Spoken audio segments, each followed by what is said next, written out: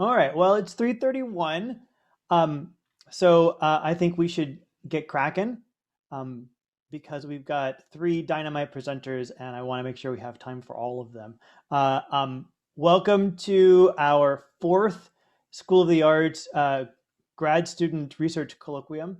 My name is Vinny Oliveri. If you don't know me, I'm the Associate Dean of Graduate Affairs here in the School of the Arts, and I'm delighted to welcome you to this. This is a series that we just started in the fall of last year as a way to learn about what all the students across the School of the Arts are doing. It's no secret that schools and universities are often very siloed places, and now that we're all socially distant and most of us are doing remote coursework, it's even more siloed. We don't even get a chance to pass each other in the green room while we're getting coffee. So I thought this would be a great idea, a great way to hear about the kind of work that we're all doing in the School of the Arts. And we had three of these sessions last fall. This is our first one this winter. We're going to do another one later on this term. And I hope that as you're listening to our three wonderful students talk about their work, that you're inspired by it, that maybe it moves you to think a little bit differently, maybe about the work that you're doing in your own field, or maybe you hear someone talk about something that they're working on, and you think, well, I want to reach out to that person and see if we can partner up, or if I can pick their brain about it. This everything that we're doing here is all about learning from each other and being inspired by the work that's going on. So I'm super excited about that. I want to introduce our three folks who are going to be presenting to us today, and I'll introduce them in the order in which they're going to be presenting to you. The first, Paul David Flood from the music department.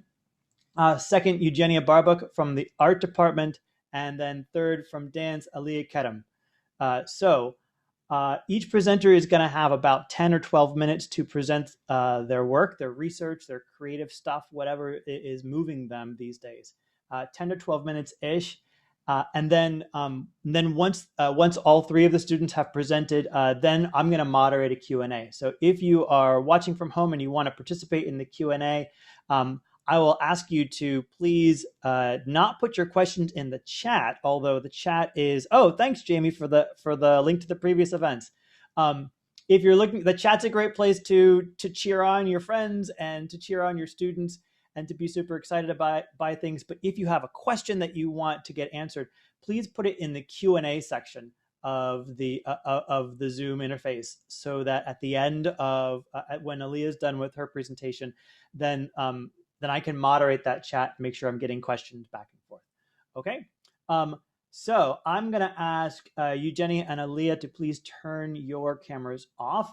And I'm going to introduce to you Paul David Flood from the Department of Music, who's going to present his work first. Paul, it's all yours. Yeah, thank you so much, Vinny. And thank you to Aliya and Eugenia for being, I'm excited to hear about your work. And thank you to everybody who's here today. A little bit more about me. I'm a second year MFA in musicology in the Department of Music at the Claire Trevor School of the Arts. And what I'm presenting today is a sort of modified version of the first chapter of my master's thesis, which I'm working on with Dr. Amy Bauer in the music department. It's titled Embracing the Outsider, Framing Conflict in Pale Nogold's Wofely Works. And we'll get into a little bit of what that means in a moment.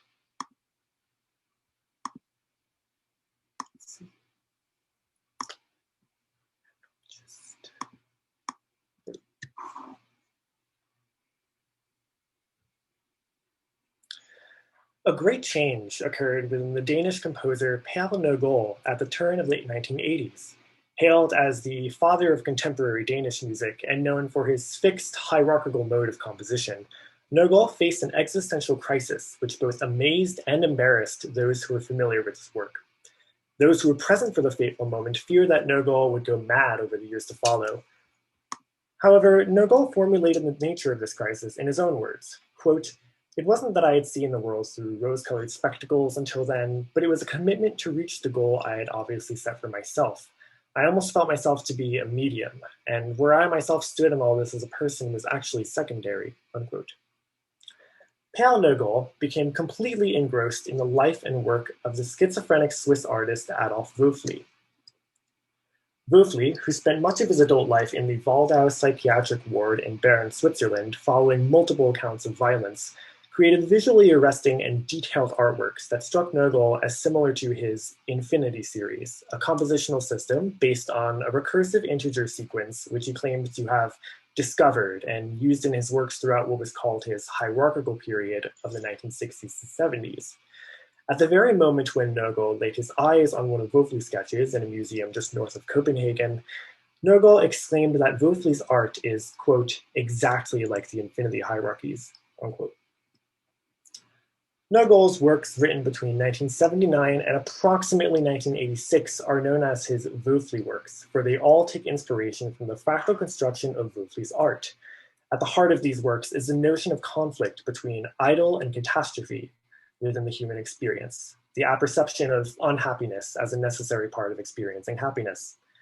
Whereas the hierarchical period of the 60s and 70s characterized Nogel's ideal worlds through the widened horizons and sense of order offered by the Infinity series, the Wöfli works challenged this ideal world through their focus on chaos, abruptness, and the intensity of the moment.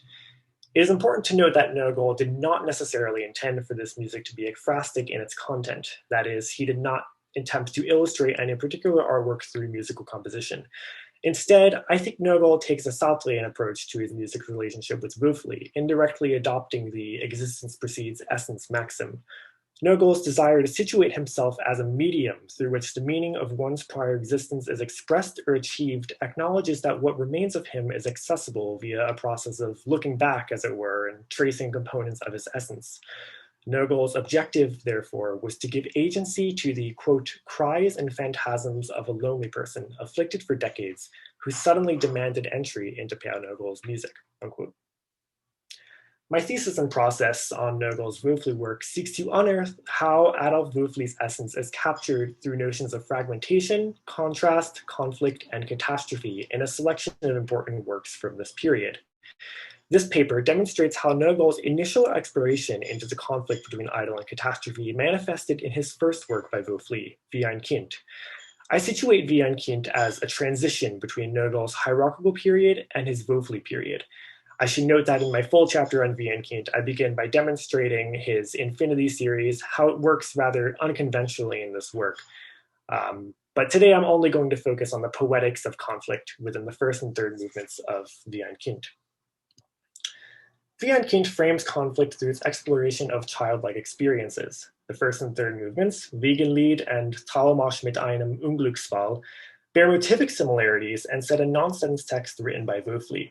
In the first movement, the soloist's wails and distant cries evoke the image of a street vendor or a mother calling to her child from a tower. In the third movement, the soloist attempts to conform with the choir, but suffers from an embarrassing stutter, which keeps them rhythmically misaligned with the choir. The second movement stands in contrast to its bookending movements. Set to a text by Rilke, the movement's harmonic simplicity and playful texture depicts childlike joy and sensual awareness. Nogel's use of his Infinity series in a reduced non-derivative form harkens as a point of no return, a glimpse into something that once was but which cannot be revived in its original form. Much in the same way, Nogel's study of Wöfli challenged his former vision of the ideal world to accommodate outsiders such as Wöfli. While this reduction demonstrates Wie ein Kind's capacity as a transition between Nogel's hierarchical and Wöfli periods, the poetics of conflict that structure the piece provide a framework on which the rest of the Wöfli period is modeled. Although visual art was Wöfli's primary mode of artistic expression, he dabbled in poetry, prose, and musical composition. His poems, in particular, are scattered throughout his autobiography and can be found in the backs of his sketches. Walter Morgenthaler, Wöfli's doctor in Waldau, noted in his reports on Wöfli that these poems are indistinguishable from those of other dissociated schizophrenics. Many of these poems were given thematic names such as Poem of the Creation of God or Waltz of the Dogs of God the Father, but the text to these poems rarely develop the titular theme further. Wöfli's poems do distinguish themselves for their distinct sense of rhythm and rhyme. Take, for example, Wöfli's unnamed sound poem to which Wiegenlied is set.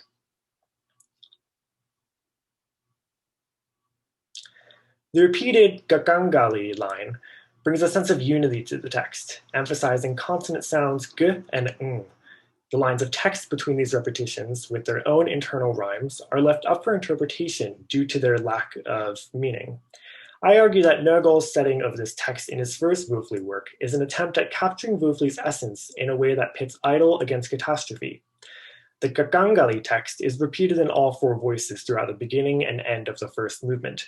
This texture represents the idyllic, the hypnotic rocking of a cradle, or the falling into a dream state, at which point only incomprehensible language, such as the repeated nonsense text, can be heard.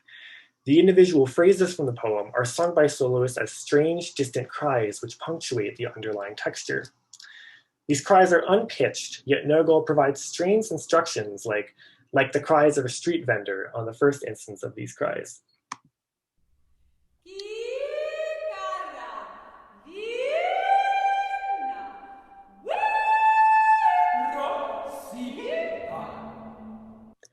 The setting of this phrase, Gi Garalina, Vi Rosina, may be interpreted per Nogol's suggestion as a street vendor or a mother who is calling for her lost child.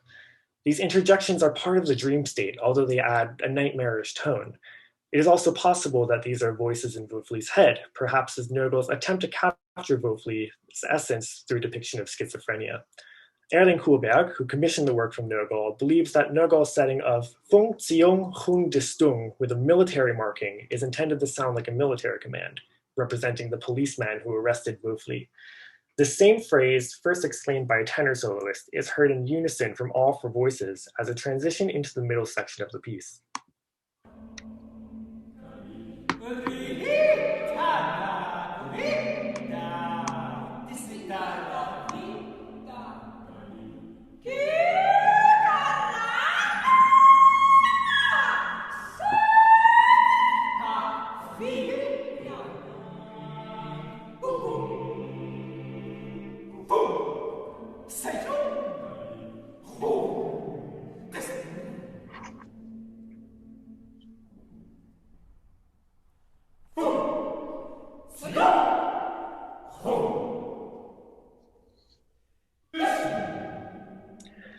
If the choral texture represents the idyllic, then these soloist interjections represent the catastrophic.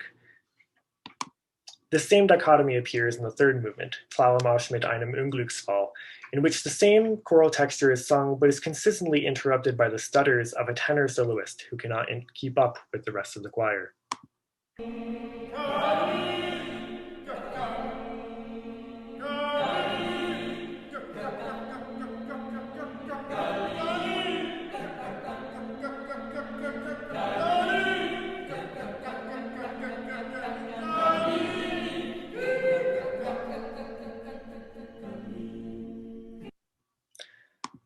A surface-level reading of Wie ein Kind would situate this conflict between idol and catastrophe in the contrasting settings of Wöfli and Rilke texts. The two Wöfli movements depict a catastrophe through soloist interruptions that represent the afflictions of someone who cannot ignore the sound of assertive voices or who cannot overcome a speech impediment. The Rilke setting suffers no interruptions, depicting the idyllic through its exploration of a child's joy and sensory awareness.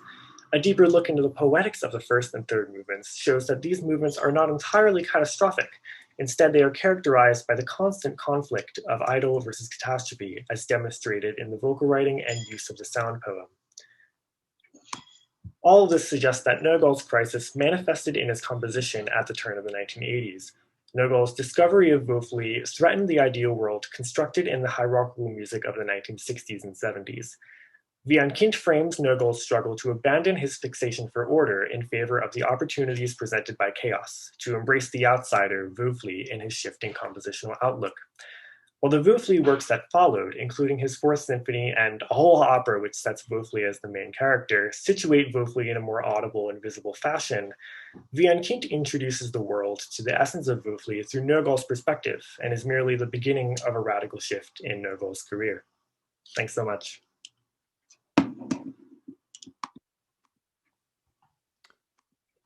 Thank you. Yes. Thanks, Paul. Sorry, I'm just making sure that my microphone was on. That was terrific. I really appreciate your work, and I was a little late to turn my microphone and my camera on because I was writing down a question that I wanted to ask you later. So Thank you for that. That was Paul. Thank you so much. We are going to move on to Eugenia Barbuc from the art department, who is going to talk about her work. Eugenia, go ahead. There's your. Okay, I'm going to spotlight you, and I'm going to turn my camera and my microphone off. Go for it. All right. Hi, everybody. Let me get my presentation up and running. Okay. So yes, I'm a third year in the MFA art department, and I'm going to talk a little bit about some past work and threads into my current research and my current work. And so, yeah, I'll start with this. Which is a work that is a multi-channel work that was concerned with queer and nonlinear temporality, abstraction, constructed realities, and the personal. I was exploring and blending Super 8 and VR worlds in and out of each other, and more specifically, what you're looking at in this slide is Super 8 film of sequin fabric floating in the side of a framed landscape. The film is hand processed so that you see the marks of its making, the inconsistencies where the film touches itself. And next to it is a VR world made of prefabricated icons, like images floating in pixelated suburban bathroom scenes. The two channels switch a bit, in that the Super 8 film becomes processed through the VR channel, and the VR images are then processed through and shot in Super 8. I wanted to conjure two temporalities, and in not a new versus old kind of way, but in a way that evoked the ways in which I grew up in a multi-generational immigrant household. And so my relationship to temporality was shaped by those varying relationships to modernity, or quote unquote, and that there were different ways of knowing the world that wasn't Western. You know, my family is Salvadoran and Romanian. And so I didn't want these binaries to be in conversation so much as I wanted to evoke these different ways of knowing the world.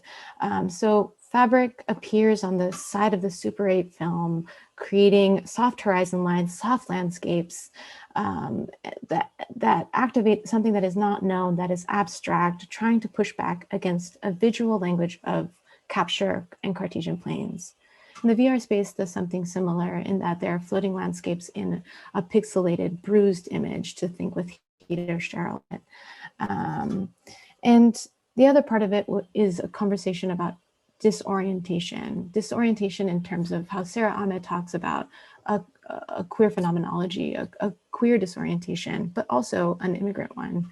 And so thinking about place and home was a big part of this project, in that, you know, the way that Ahmed describes it, you know, an immigrant home is, you know, positioned as an elsewhere, sometimes as a future, sometimes looking to the past, and sometimes looking to the past as a potential future, but not the actual place itself.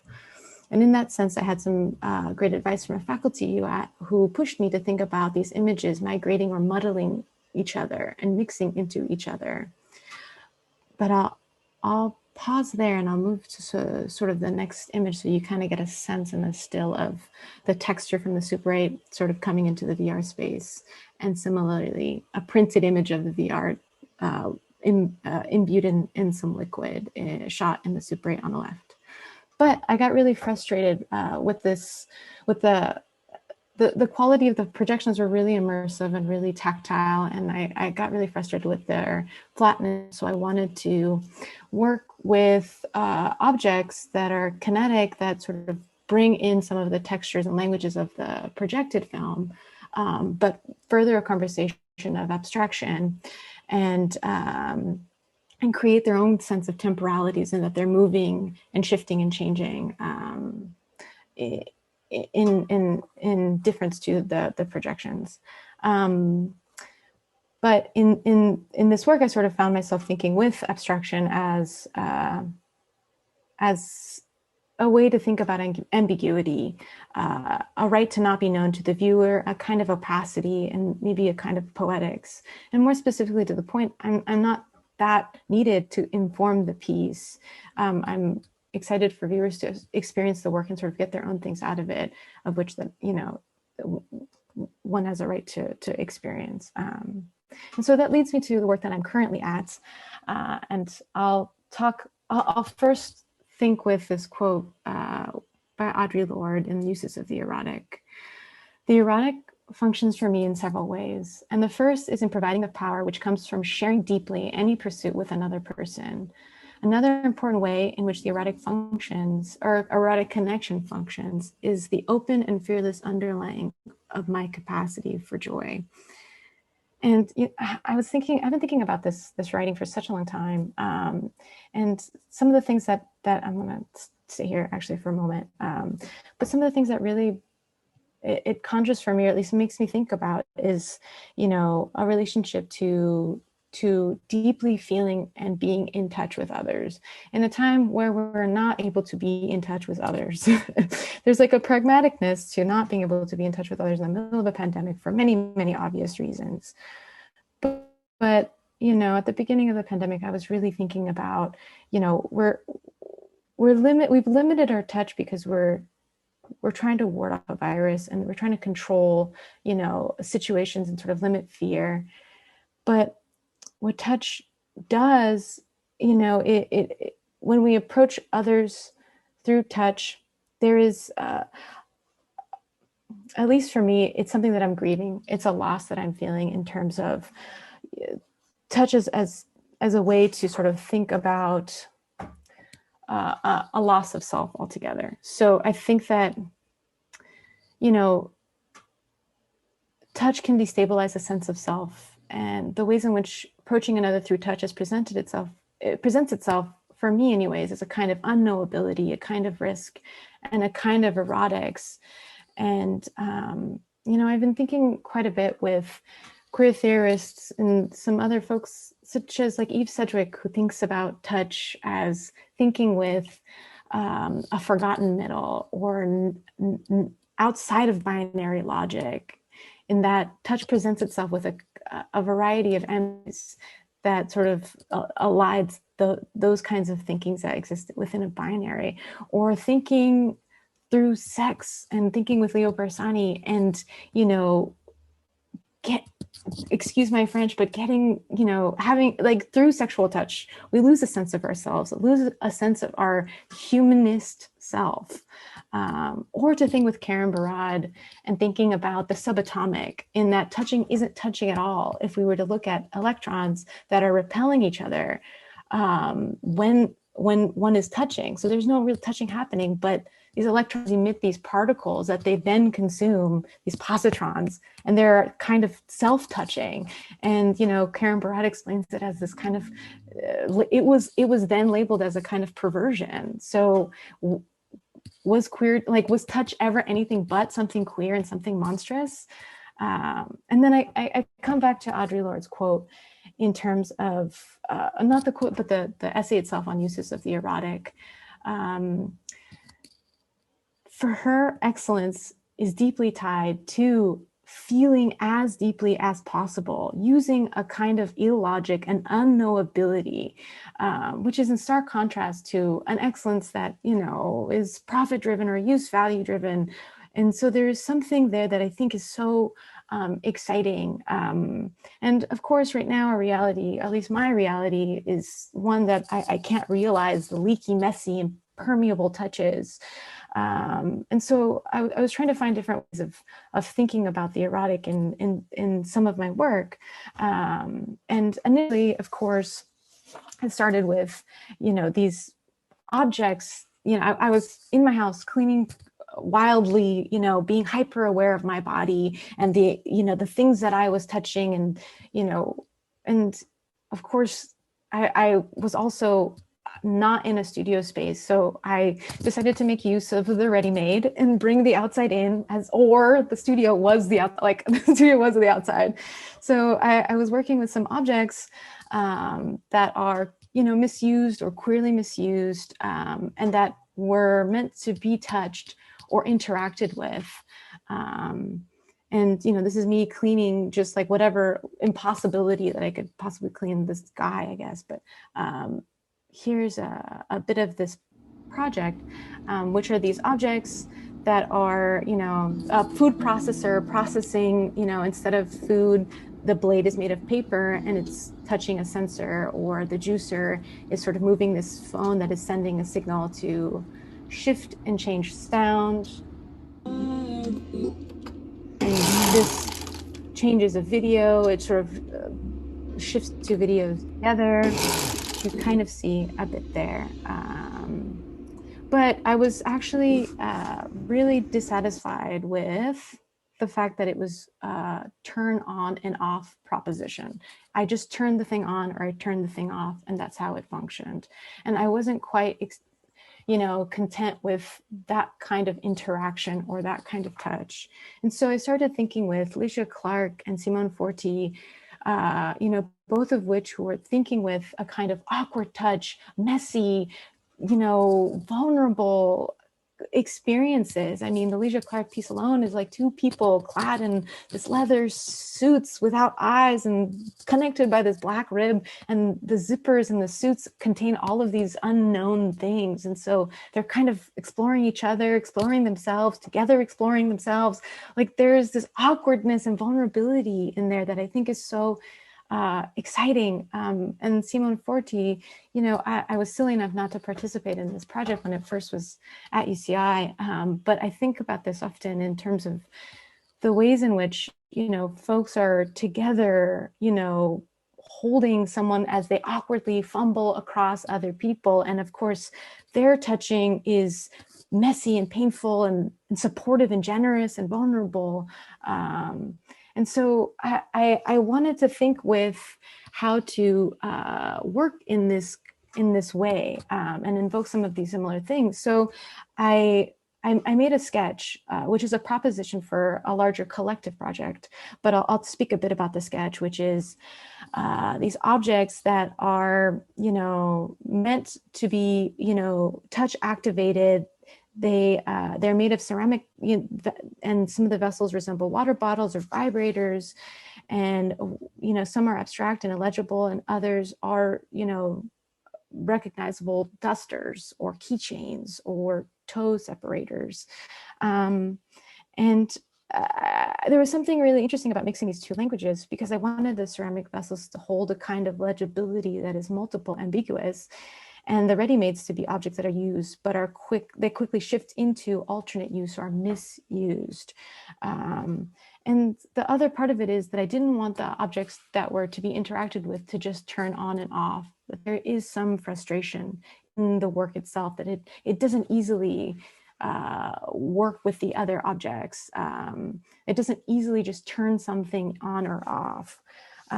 To the last part of the thing, which is the proposal for the larger piece, which is a collective project in which I'm calling a group of folks together, a group of artists, intersectional, intergenerational, non-ableist, to work through a computer screen and work on projects, work on objects that are erotic or touch-based or sensuous or somehow embodied, and, you know, find a way to be in touch with others, with each other, while not being able to, you know, be physically in touch. But the thing that I really wanted to preface with this work, and we're officially meeting for the first time next week.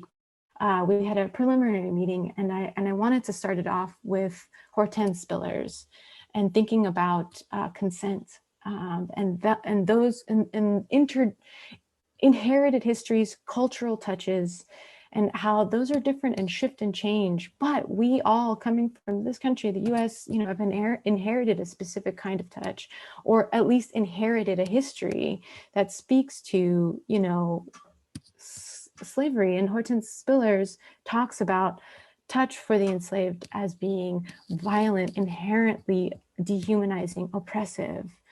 And the only way that one can get to curative touch is through freedom. And so this conversation about consent, you know, we can sort of think about it more currently with a variety of things, from the Me Too movement to, you know, what bodies are being asked to be in touch with others at this moment versus which bodies can choose not to be in touch. And so I'll close it with that. And yes, I think that's about it. I probably have gone over my time far too much. Okay. Hold on, I'll have to go. Sorry. Thank you, Eugenia. That was terrific. And you did not go over the time that you suspected you might. You were a little bit under that, so terrific.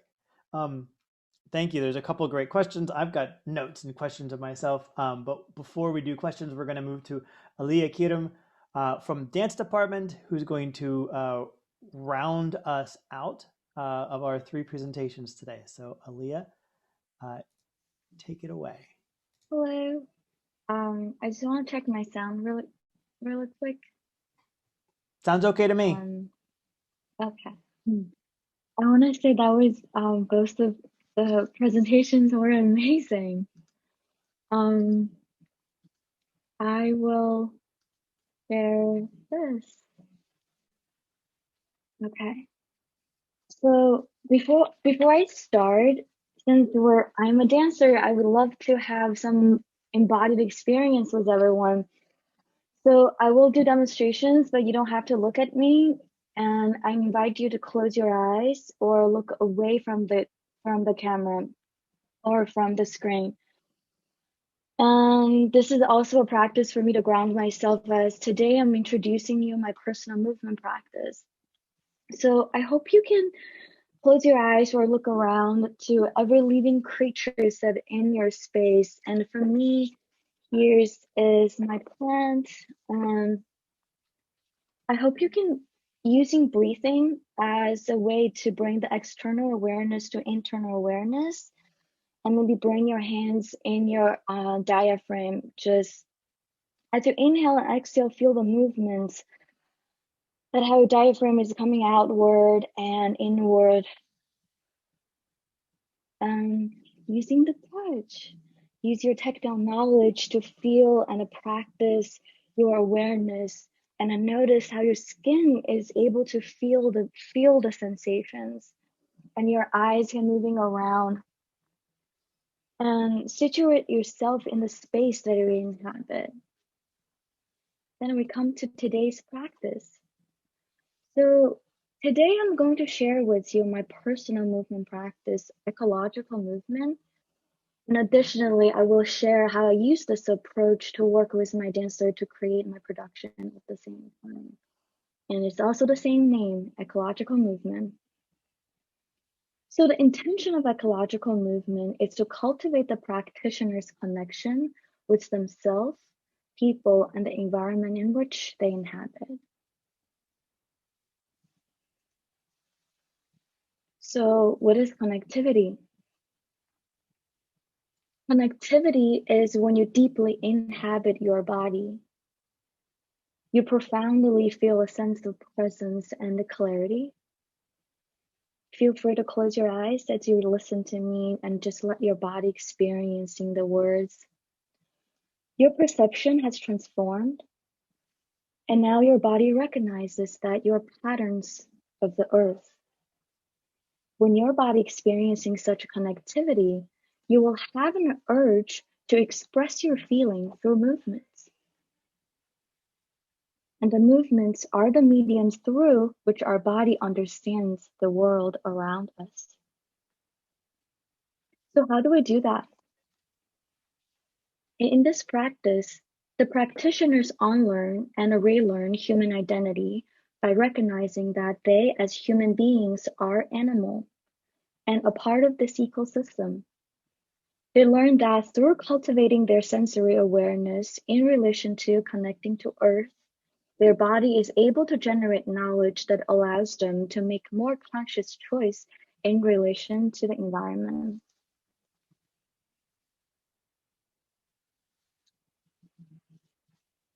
So what exactly are my approaches to practice with myself and the dancers? The first concept that I want to introduce to you is animal body.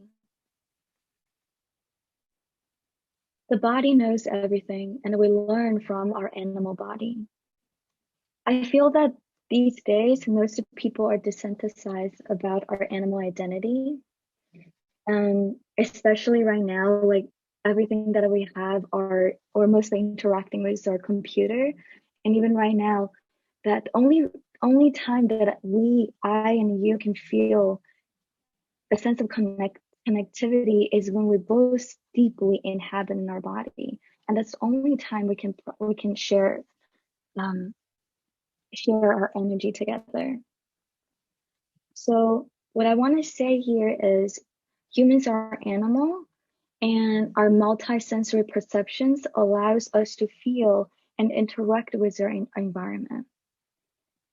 And usually when it comes to the idea of knowledge, we have the tendency to learn everything from the books. And I'm a dancer and I learned dance from the books. And so here I'm asking you, what if there's no language? And what if there's only movement? Languages influence how we think. So what would happen if we return to our animal bodies? And I believe that our state of being prior to knowledge enables our knowing. The body itself generates information that supports us in understanding our interconnectedness with the environment. That leads us to the next concept in this practice, direct experience. Nature opens our body. As two-legged animals, we were born to move and evolved to move. I invite you to think about walking as a practice, allowing your body to throw away everything you have learned about mindfulness and simply plant a seed in your body where you want to connect with earth through your animal awareness. And maybe imagine yourself still at a prelinguistic stage and simply let the patterns of the tree stimulate your multisensory perceptions. And when you go out of your apartment, you're returning home. I want to do one exercise. If it's possible, please bring your foot or your feet down to the carpet or the floor, whatever the texture is, and let your feet feel the texture of the ground. And then allowing yourself to use inhale and exhale to bring the awareness come into your body. You don't need me to guide you because our body will generate the information to teach you how to move. An ecologist, David Abram, who's also a philosopher, who wrote in his book, Becoming Animal, says, the foot, as it feels the ground pressing up against it, remembers. So now I invite you to feel that sensation in your own body. The skin of the face remembers, turning to meet the myriad facets or faces of the world. As a performer and as a dancer, as a movement practitioner, I believe to perform life, I need to practice life. And to practice life, I need to perform life. And what does it mean? I'm going to explain to you one of my ritual practices that is specifically designed for walking. And the ritual itself for me is a practice. Intention. The ritual starts from the moment I walk out of the apartment. I am returning home. I bring myself to a state of being. They are in many ways, but usually I like to start by consciously breathing in and out, exploring the feedback from my feet to the ground. I like to remind myself that I am standing on the surface of earth and hugged by living creatures. Around this time, I feel my sensory sensitivity heighten in comparison when I'm not practiced.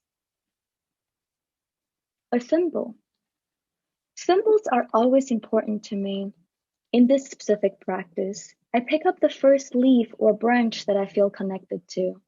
The leaf symbolizes guidance, a beginning, a separation, and a union. I invite my tactile knowledge to guide me to feel the patterns of a leaf, to be aware the leaf also experiences me. Here's an example of the branch that I picked from the street, and here are more.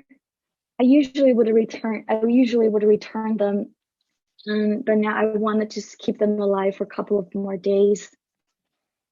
And the next concept, empathy and imagination. Other than the concept of animal body and the direct experience, I also explore the ideal of empathy and imagination. In this practice, my imagination allows me to surpass the limitation of my daily reality, which allows me to empathize with other lives that I encountered during my walk. I communicate with the trees, bushes, grass, water, and everything that inspires me.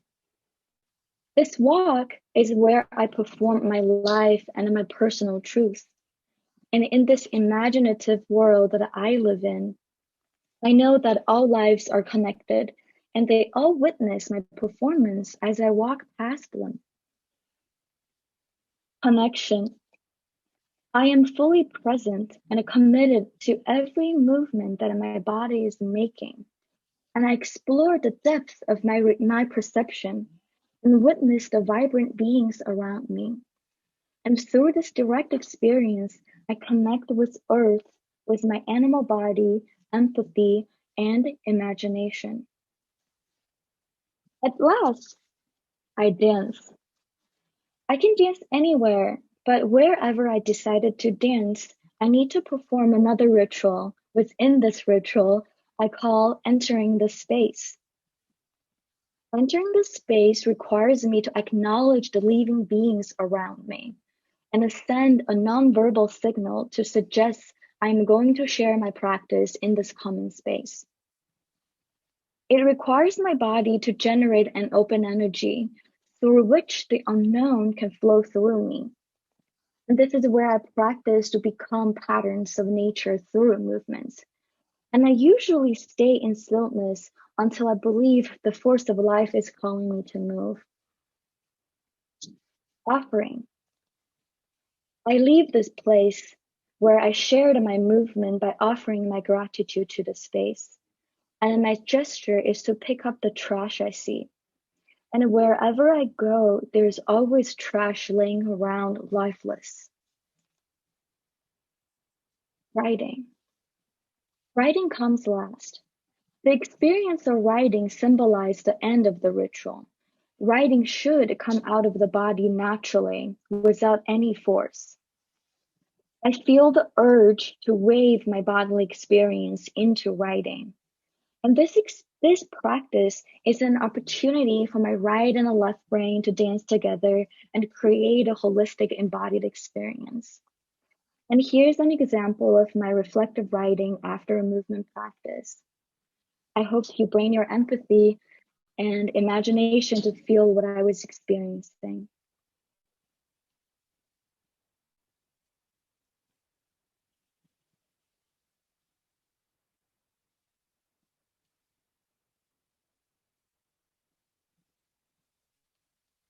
So this leads me to my creative project.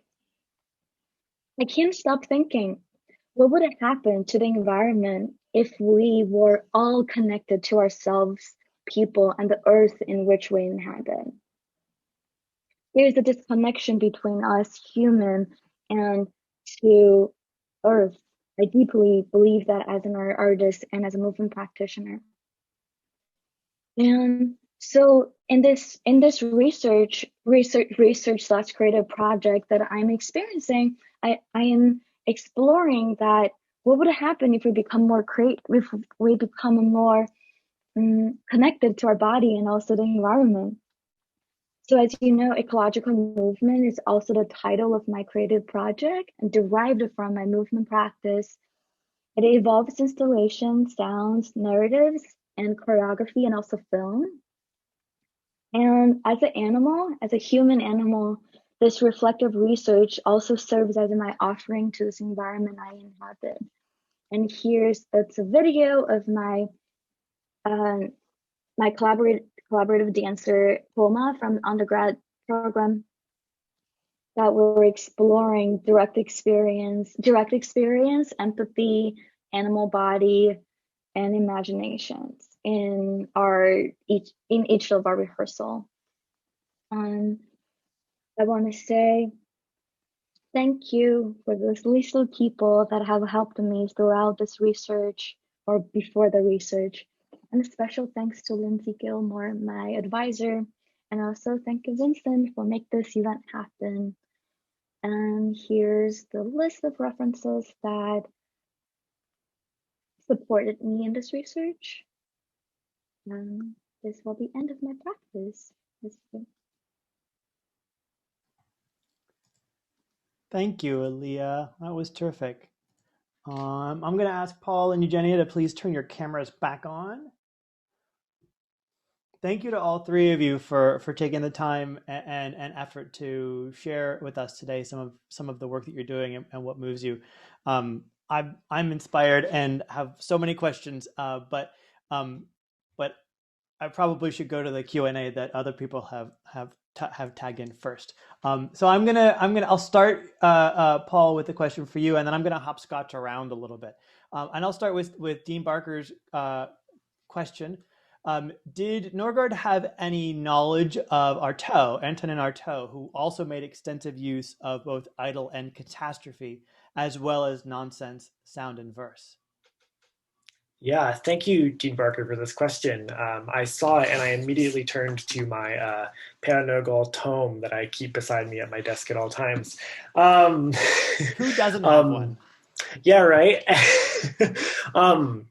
I don't know, but that is something interesting to check into. So I don't know if he had an awareness because he only really speaks of Wöfli after sort of having discovered Wöfli by chance at this museum exhibit in Copenhagen. So provisionally, no, but I don't think it's outside of the realm of possibility. Okay, thanks. I'm going to move to Eugenia next, and I'm going to use anonymous attendee. Someone had a question, didn't want to share who they were. Have you thought about your flat imagery as, quote, touching with the eyes? Your juxtaposition of Super 8 monochrome with VR abstraction is very striking, but clearly not sufficiently ambiguous or opaque for you. How do you see the tactile getting beyond the surface of the touched? So part of this kind of this question, I'm not sure if I'll be able to answer it completely, but it reminds me a bit of Laura Marks, who I'm just now beginning to read, and thinking about the, film as being really haptic, or ways in which filmmakers have thought with imagery as being super touch-based, sensual as a way to sort of get beyond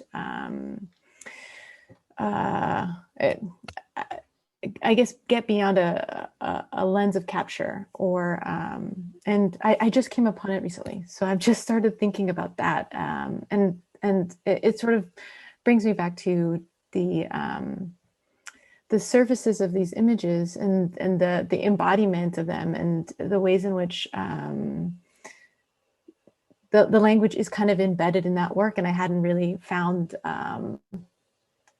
the language for it until just recently. So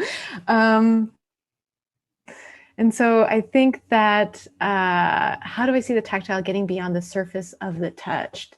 I mean, there's so many ways in which one is touched. I mean, I've been so touched by, the amount of, there's so much feeling in listening to or reading Audre Lorde that has touched me, and that is, beyond the surface of the page. Or, and I think,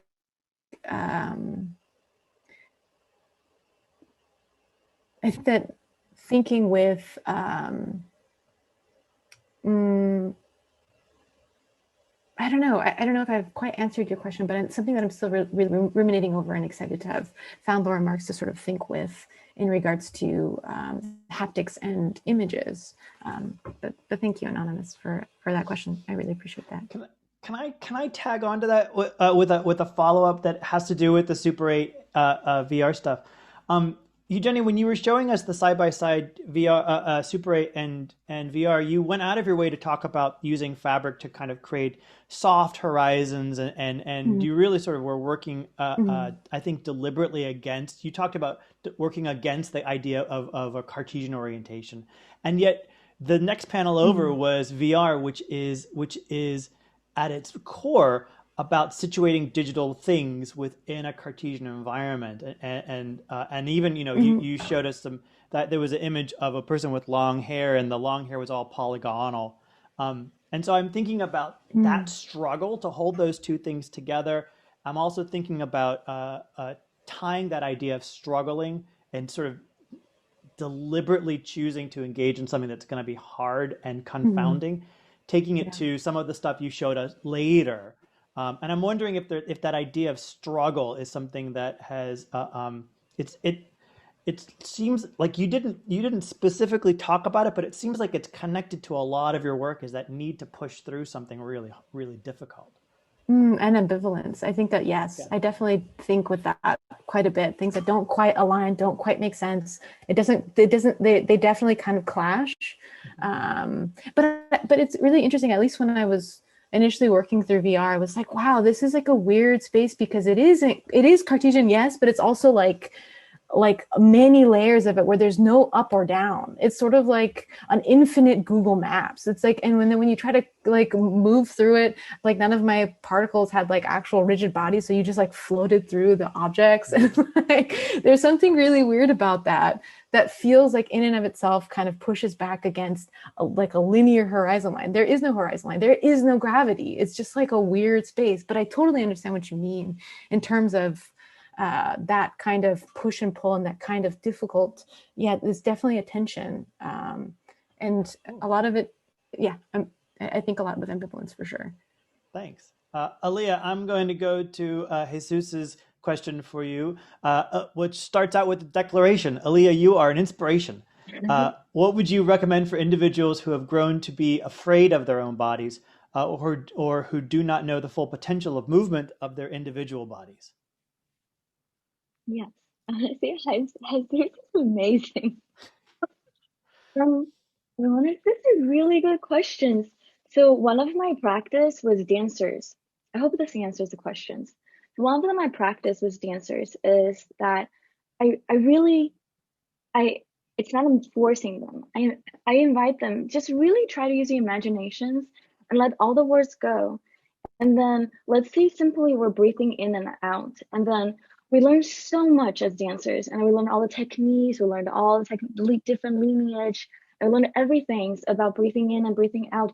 So there's an so and as your language influence the way how you think, and then so now the experience of breathing is limited. And then if you return to your body, and then by not thinking about anything, so there's nothing, it's just you simply breathing. Even forget about the word that you're breathing. And then you think you will, and then you will have a such experience.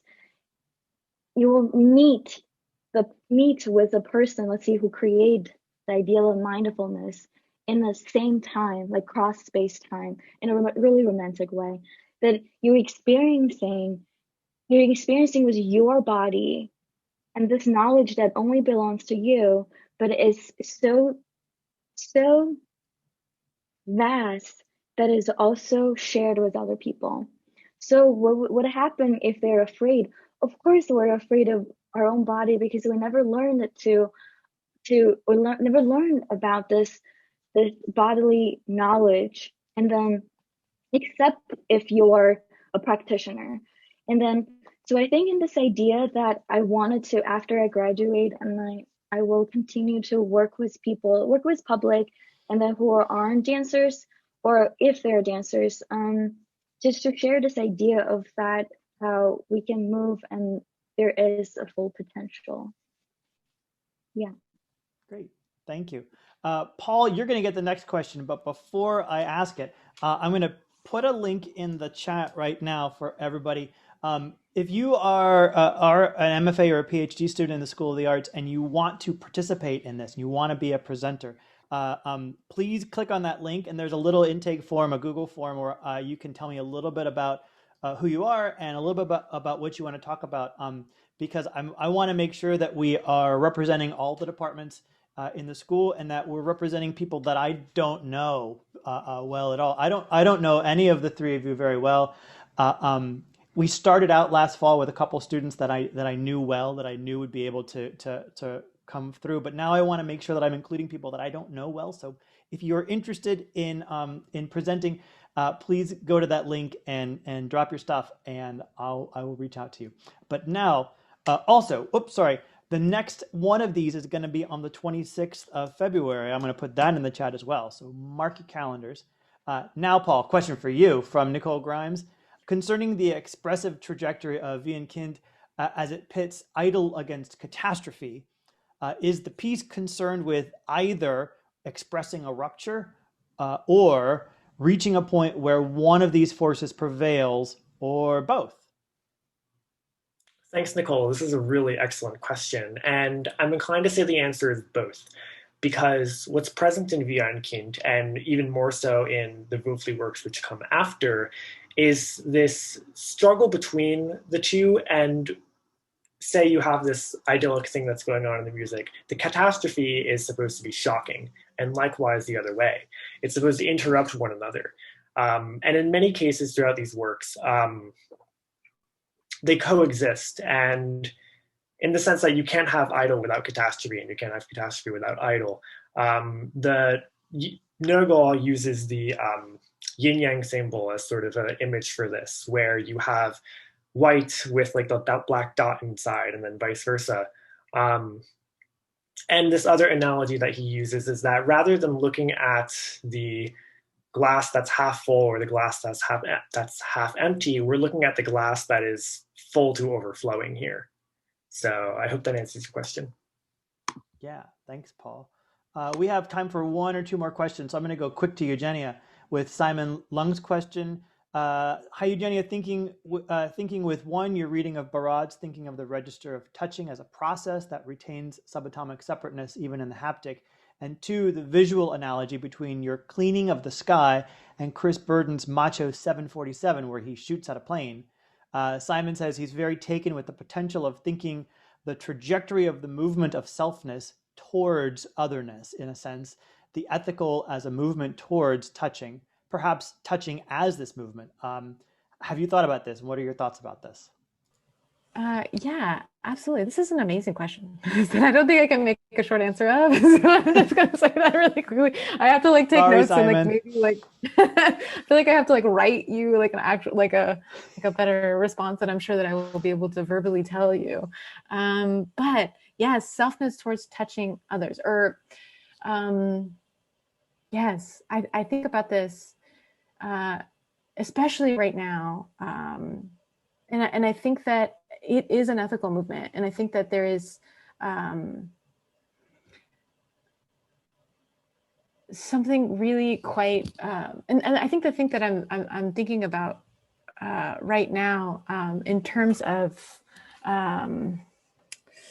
oh my goodness, I'm not going to be able to be articulate answering this question at all. But yes, I do think about this, and I do think about the ethical question of touching others, or a responsibility in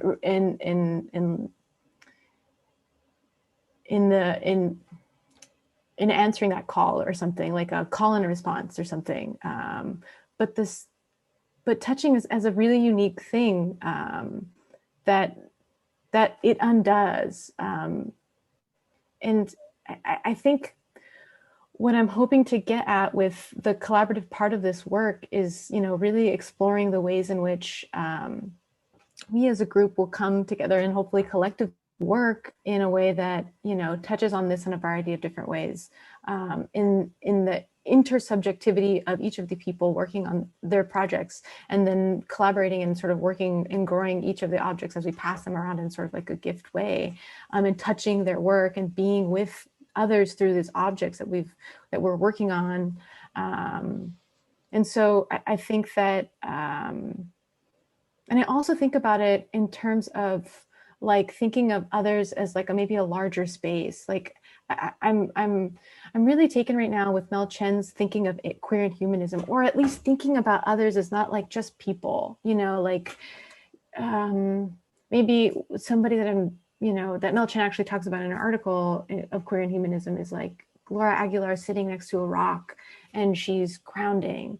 And it's like this erotic relationship with this rock creates a different relationship, different kinships and, you know, different affinities. And I think selfness towards others, at the beginning of the pandemic, I was like, wow, I'm like feeling such a different relationship to my couch. And like along with so many other people, because I'm like, I'm not spending time with people, I'm spending time with my couch. And so now my couch has like a really, like it feels like a person. And like, you know, but also in terms of others, it's like, wow, I've never been so more moved to like find ways to like create a situation in which I can be in contact with others and have those opportunities that are intersubjective and, you know, create some kind of conversation. Anyway, yes, I've not done a good job of answering your question, but thank you. Thank you. Thanks, Eugenia. Yo, we're a few minutes over, and I'm trying to be real respectful of everybody's time because we all spend so many hours a day staring at screens. So I want to thank Aliya and Eugenia and Paul again for taking time today to talk to us. I want to thank all of you who are or came in attendance for spending some time on a Friday afternoon with us, for engaging with what our folks have to say, for thinking critically and asking some deep questions. I love these panels. I love them more than I was hoping that I would. I really enjoy them, and so I'm grateful to you all for spending time, and I'm grateful to everybody for spending time with us. So please go forth. It's 4:32 on a Friday afternoon. We have half an hour until it's officially 5 for those of us who have 9 to 5 jobs. Go take a walk this weekend. The rain is supposed to let up. Go enjoy some fresh air. Move, engage in ritual, listen to some interesting new music, try to clean the clouds, go engage with the world, and have a good weekend. And I'll see you next time. Bye, everybody.